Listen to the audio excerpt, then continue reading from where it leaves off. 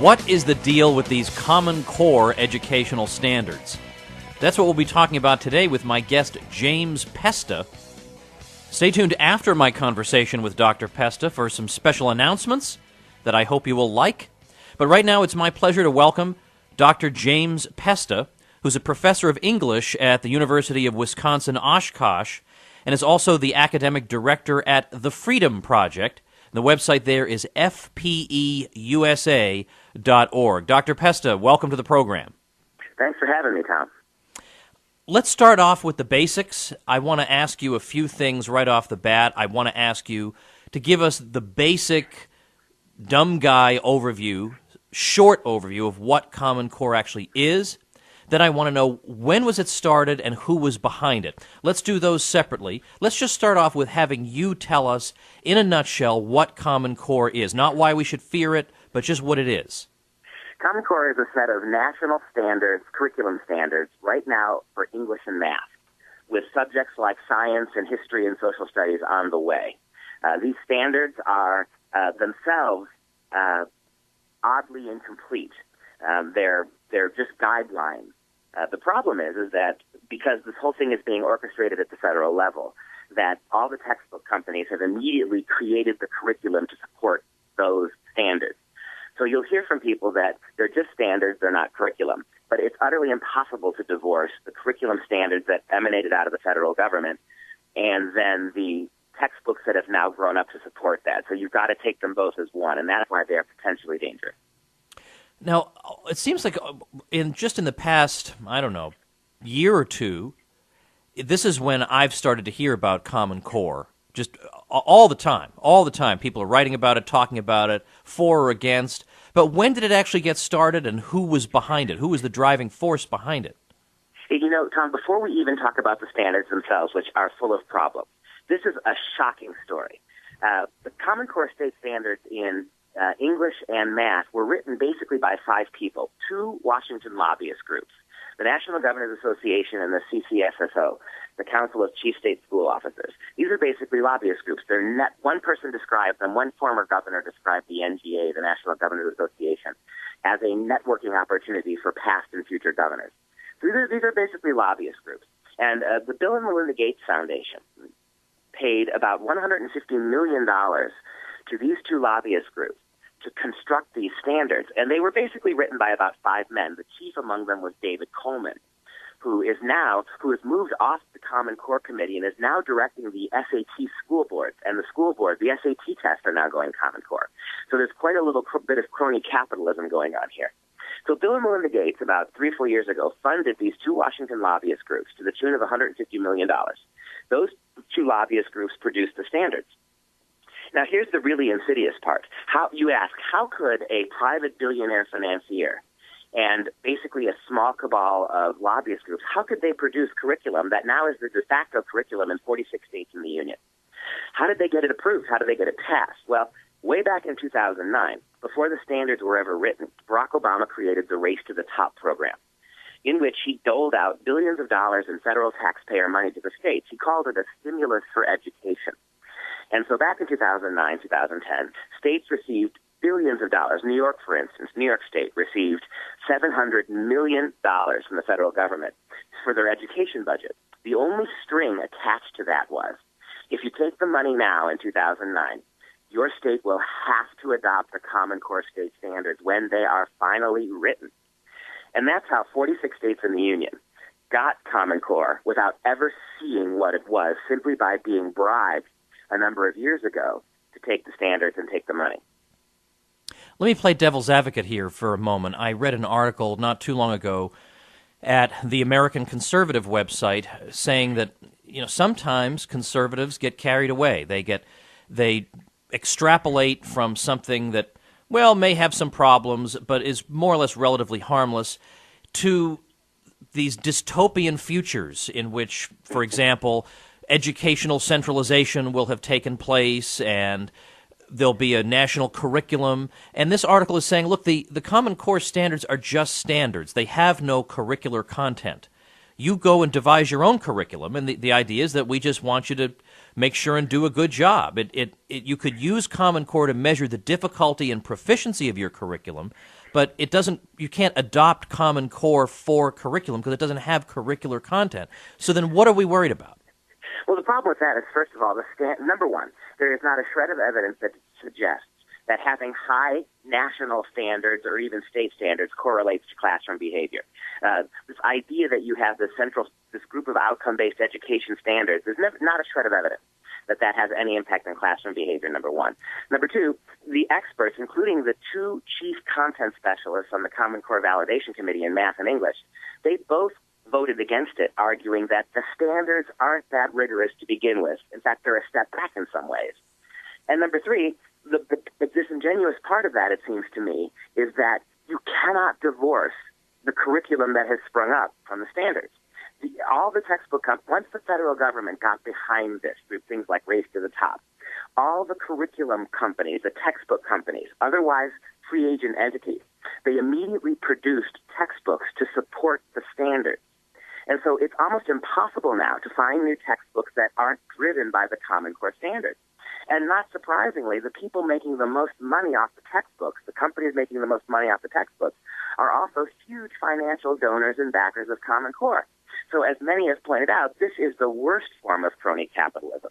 Guess whose computers are going to be used across the country? Because all schools are going to need huge technology upgrades to be able to do the National Common Core testing. Guess whose computers are going to be used to do those upgrades? Well, yes, it's the Bill and Melinda Gates people, right? So this is why so many people see this as a dangerous precedent, because you've got a handful of corporations. And let me ask you this, Tom. Just think about it this way. What if instead of Bill and Melinda Gates, it was the evil Koch brothers? What if instead of two small left-leaning lobbyist groups, it was two right-wing ones? And what if instead of a very liberal president, you had a very conservative president who bribed states to take a curriculum that they had never seen by handing out billions of taxpayer dollars? The same people who support it now would be adamantly opposed to it, and they should be. This is no way to do public education, to let private financiers and lobbyist groups construct a curriculum behind closed doors that nobody had, no state, no local legislature, no moms and dads. No, you say yourself, you've just heard about it for about a year. It's been in the works for 3 years. They let nobody know about it. And so you've got the federal government funding it. You've got certain very hand-picked capitalist entrepreneurs who are funding it, and you've got an entire population who are now suffering under it, and nobody had any idea that it was coming. No one's ever voted on this anywhere, any form. Now, you're a professor of English, so why don't we turn to that subject and tell us what kind of standards are being inserted for English, and what's the problem with them? Sure. The English language arts standards, and we know this, a lot of this we know because, as I mentioned, after Common Core came up with the standard, they brought together a committee whose job it was to validate the standard, mostly activists, but there were two content specialists. There was one English language arts specialist, a professor, and there was one math specialist, a professor. Both refused to vote for them, arguing that these standards were going to set our kids back 2 to 4 years of what they're already behind compared to other high-achieving countries in the world. Sandy Stotsky, Professor Stotsky, the English professor, she made a very clear case, and we've seen the research now, that what Common Core English does is it lowers the overall level of reading in English class by 50% and elevates writing by 50%. The problem with this is kids are writing before they learn how to read. If you think about when you go to learn a foreign language, you don't start writing the language. You read it first. You get vocabulary and grammar and syntax down. They're asking kids to write before they're able to read. And the danger of this is that you're imprinting on kids don't know what they're writing about. Also, Common Core mandates that up to 50% of the literature, the stories that kids learn to read, that teach them about American history, about Western culture, 50% of the literature is removed from Common Core English classroom. And it is replaced with informational texts that the Common Core selected. These are called exemplar texts that the Common Core Committee said were Common Core approved. There's about 450 of them. Many of them are non-literary informational texts, and almost all of them are government pamphlets. Kids in 3rd and 4th and 5th and 7th grade now are going to be reading Environmental Protection Agency tracts. They're going to be reading arguments in favor of single-payer health care. They're going to be reading one ninth grade reading assignment is recommended levels of insulation, how to insulate buildings in English class. And the problem with these informational texts is they are completely politically one-sided. There is no balance. The vast majority of them imprint in kids' minds that America is destroying the planet through global warming. There is nothing that questions that worldview. They're reading executive orders from President Obama in English class, very tendentious ones with no sense of balance whatsoever.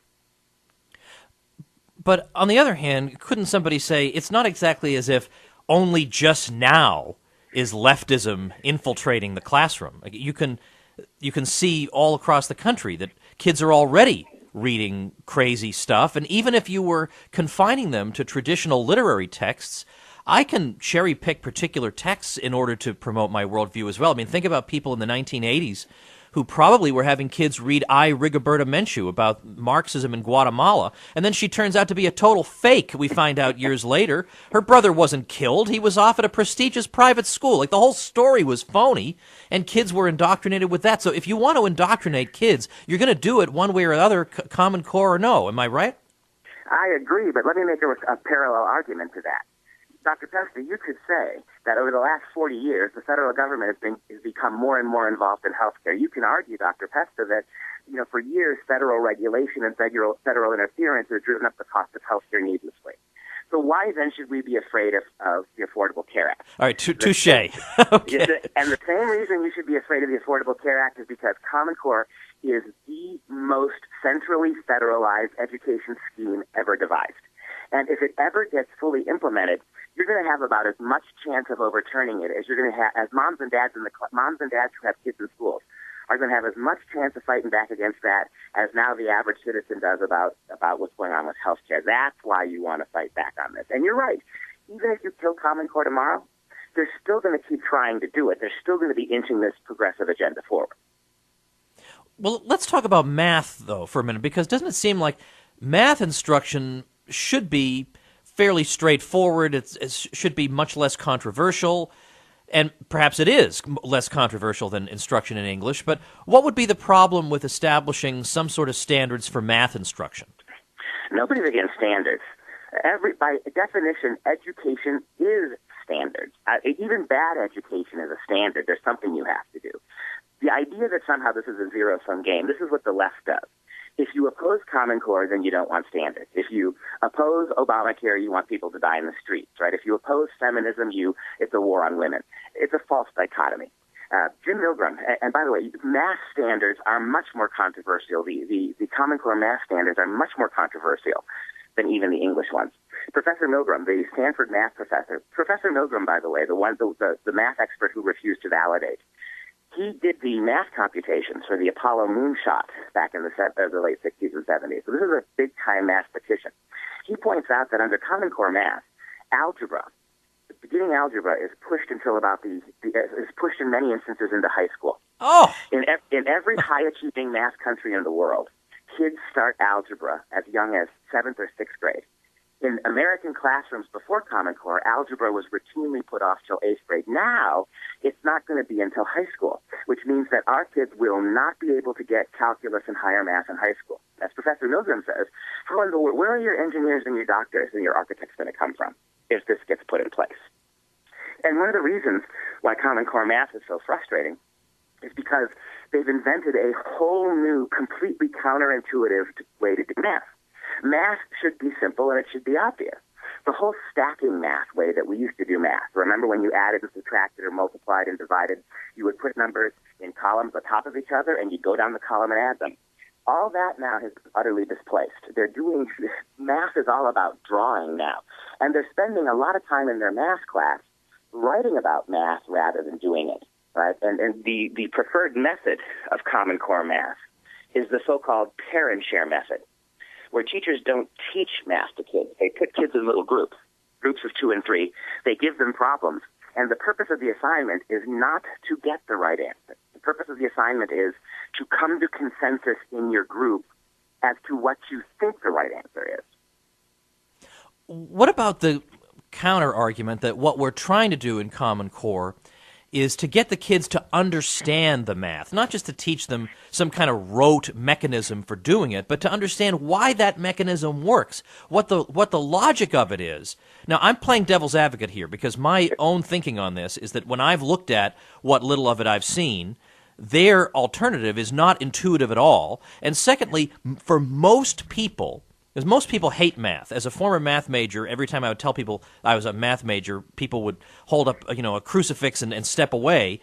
So I know most people hate math. What most people can aspire to is precisely just being able to do the calculations. And I would love for them to understand why the quadratic formula is such and such. Like, I'd love for them to understand the derivation of the quadratic formula. I'd love for them to understand this. But I think that's too ambitious for most people. And I mean, I realize now I'm sounding like exactly the type of evil guy with horns in his head that Common Core wants to banish from society, but I'm just being realistic.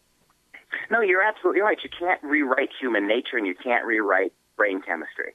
The bottom line is that most kids need to know how to do math. All of this philosophy of math, all of this writing about math, it's counterproductive. To give you an example, I'm the opposite of you. I'm an English professor. It's because I was so lousy at math. And for me, I would have liked Common Core. I was always behind in math. I would have loved it because if you asked me to spend a lot of time in math class sitting in a group of other kids, I'm always going to default to the one who knows. I'm not going to learn math. I'm going to default to the one in my group who knows it. And if you allow me to spend math class drawing circles and cubes and squares and all this absolutely arcane nonsense that you have to do to come up with numbers in Common Core, I'd have loved that too. But what would you have been doing if you had done that, if you had catered to me? What would have happened to the kids who really could do math? Bottom line is, as you know, Tom, most kids aren't going to be excellent in math. So what we're doing in Common Core, and that's where the common comes in Common Core, rather than encourage and provide a circumstance where those kids who really can excel have an opportunity to do it, we are pulling those kids down so that there's a basic low standard of math that everyone feels comfortable with. In other words, we want kids to feel comfortable with math. We don't necessarily want to reward or single out those kids who could really do it. Now, in our final moments, I want you to, even though I know you talk about this at great length all over the country, and there's so much more that can be said, I want you to sum up. At the beginning, we summed up what the thing was all about and the sort of the questionable motives of the people who were involved, and I think that was you gave us a useful thought experiment, thinking in terms of how people would think about Common Core if other people had been behind it. But now give me the summary version of why people should be concerned. Is it primarily because this could lead to a national curriculum, or is it other reasons? What's the quick soundbite kind of case against Common Core? The simple soundbite case is this. When you boil it down, it's not about education. Education is about teaching kids in ways that work. I've given you examples, and if we had 3 hours, I could give you 3 hours more. This is not about education. If you have to say what Common Core is about in one word, it's about statism. It's about convincing kids that they belong to the government, not the parents. Why are we doing these arcane math assignments, Tom? It's because I've got CPAs and doctors who can't help their kids with 5th grade math in Wisconsin. It's not because they don't understand the math, but you're creating a culture where only the schools and only this curriculum knows how to teach your kids. Why are they reading government pamphlets? Why are they reading propaganda about the environment in their classes now? It's because the primary premise of Common Core, when you boil it right down, is that the state owns your kids, not you. And we all should be very worried about that. Well, what can people do, and how can they learn more about this? Well, there's lots of ways. There's so much stuff on the Internet now. And I should point out to you, Tom, and your readers, that this is not just a right-wing or a conservative issue. Just a couple weeks ago, the New York State Teachers Union, one of the most liberal, largest teachers unions in the country, voted to rescind Common Core. The National Education Association, one of the big liberal teacher group nationally, they voted, they called Common Core completely botched, needs to be scrapped and started over. This is a huge problem now. There's all sorts of information out there that they can find. Just do your homework and get on board and start calling your state and local legislators and let them know that we need to put the brakes on this. This was brushed into being. Nobody knew about it. Let's take our time and look at this. Maybe there is something in Common Core that can be useful. But look at the Byzantine, the arcane way it was put into place in our schools. Nobody knew about it. That can't be a good thing. We've got to put the halt on this and actually create standards state by state that are going to work for our kids. Before I let you go, can you explain to me why those groups would be against Common Core? I mean, probably for reasons that aren't the central ones, but I'm curious. Well, there were a number of states, including New York as a classic example, where Common Core was rolled out early. So in Alabama, in my state of Wisconsin, we're just getting started with Common Core. In fact, in Wisconsin, I'm sure it's probably true in Alabama, we haven't even had our first national Common Core test yet.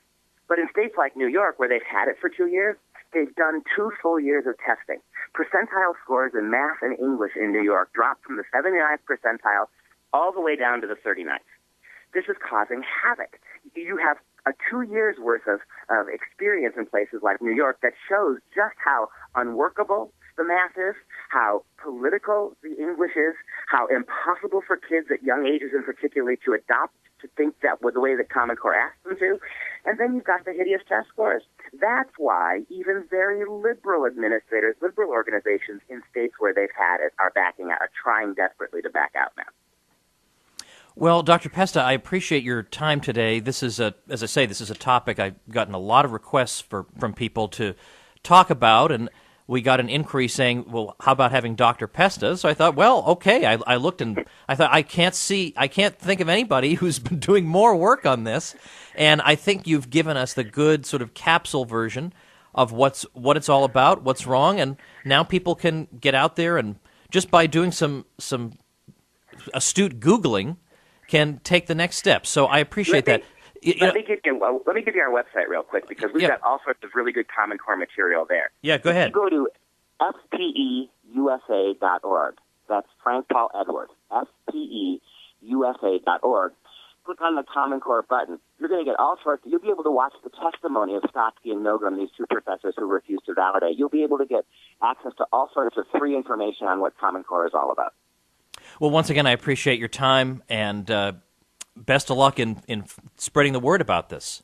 Thank you. We'll stay on it, and if any of your readers have any questions, they can go to our website, and we do speaking tours, too. Somebody wants us to come down to Alabama. We've been in 25 states. We'll glad to come down and talk to the people of Alabama in about an hour and a half presentation about what the dangers are. All right, thanks again. Thank you. All right, everybody.